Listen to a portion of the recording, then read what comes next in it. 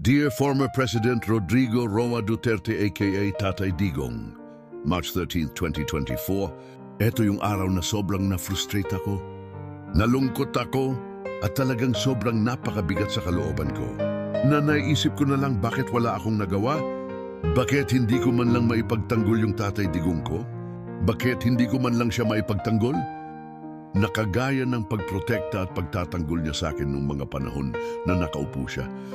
Although hindi siya ganun ka-perfect na presidente, pero nagawa niya yung karamihan na ipinangako niya. Sobrang taas ng paghangako sa iyo, Tay. Sobrang nire-respeto ko po kayo at sobrang na-appreciate ko yung katapangan niyo.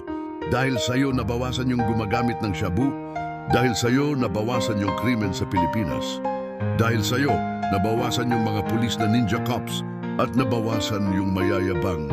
Dahil sa iyo maraming napatayo na magaganda at quality na building at mga tulay na tagang alam namin na maasahan na matibay.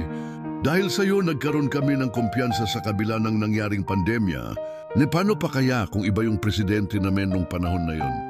Tay sobrang dami mong nagawa para sa amin at para sa Pilipinas. Kaya sobrang frustration ang nararamdaman ko ngayon dahil wala man lang ako magawa. Pero isa lang yung magagawa ko sa ngayon.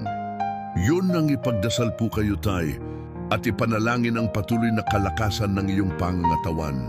Tay Digong, mahal na mahal po kita. I know everything will be fine. Nandito lang po kami sa likod mo, Tay. Kahit may mga taong tumutulig sa sayo, nag-iisip ng negative sayo, nagagalit sayo, natutuwa sa nangyari sayo. Ganon talaga eh. Kanya-kanya tayo ng opinyon, pananaw at paniniwala, pero lagi ka lang nasa puso namin, Tay. Kami na alam namin na may nagawa ka at alam namin na ginawa mo ang best mo para lang sa kapakanan namin. Godspeed, Itay Digong. Dati.